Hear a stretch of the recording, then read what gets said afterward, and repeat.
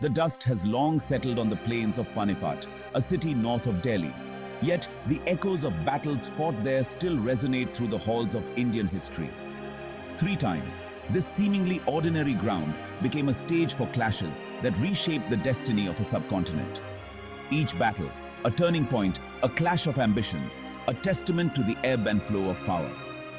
Panipat. The very name evokes the clang of steel, the thunder of hooves, the cries of victory, and the lamentations of defeat. These were not mere battles for territory, but struggles for the very soul of India. They determined who would rule, who would submit, and what shape the destiny of millions would take. The battles of Panipat were not mere footnotes in the chronicles of time. They were seismic events that sent shockwaves through the subcontinent, their ramifications echoing down the centuries. To understand these battles is to understand the forces that shaped modern India, the rise and fall of empires, and the enduring legacy of conflict and conquest. Let us then journey back in time to revisit these epical encounters, to walk among the protagonists, to hear the clash of arms, and witness the unfolding of history on the plains of Panipat. The year was 1526. India, long under the rule of various sultanates, was on the cusp of transformation. A new power was rising in the north, Babur, a descendant of Timur and Genghis Khan, leading his Mughal army from Kabul. His opponent, the formidable Ibrahim Lodi, Sultan of Delhi, commanded a vast but unwieldy force. The first battle of Panipat was, in many ways, a clash of military technologies. Babur's army, though smaller, was equipped with gunpowder firearms and mobile artillery, innovations that Lodi's forces sorely lacked. This technological advantage proved decisive. The battle raged throughout the day.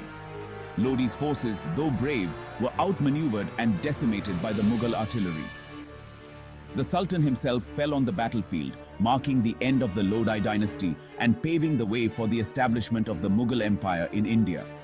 The victory at Panipat was not just a military triumph for Babur, it was the dawn of a new era in Indian history. The Mughal Empire, which he founded, would go on to rule much of the subcontinent for centuries, leaving an indelible mark on its art, architecture, culture, and governance.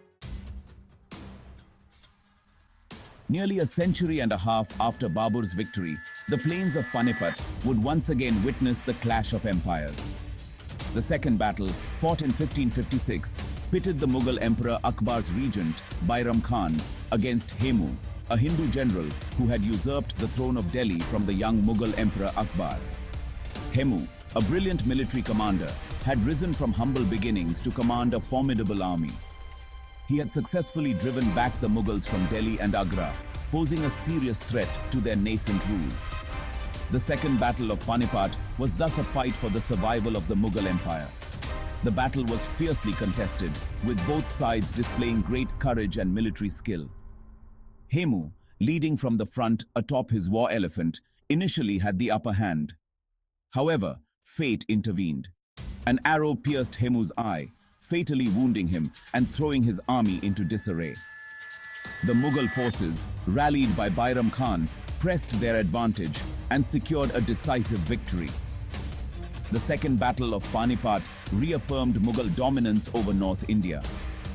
It marked the return of Akbar to his throne and set the stage for the golden age of the Mughal Empire. However, it also planted the seeds of future conflicts. The rise of Hemu, though ultimately unsuccessful, signaled the growing ambition of regional powers and foreshadowed the challenges the Mughals would face in the centuries to come.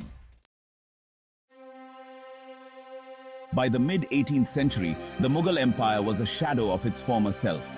Weakened by internal strife and regional challenges, the Mughals became pawns in a larger game of power. Ahmad Shah Abdali, the ruler of Afghanistan, descended into this chaos. The Third Battle of Panipat, fought on January 14, 1761, was a pivotal moment in Indian history. It pitted Abdali's Afghan forces against the Maratha Confederacy. The Marathas, led by Sadashiv Rao Bhau, sought to expand their influence northward. The battle was a disaster for the Marathas. Outnumbered and outmaneuvered, they were crushed by Abdali's superior tactics. Sadashiv Rao Bhau was killed, and the Maratha dream lay in ruins. The battle marked a turning point in Indian history. It shattered the Maratha Confederacy and weakened their power. It also established Afghan supremacy in northwest India. The power vacuum was eventually filled by the British East India Company, setting the stage for their rise to dominance.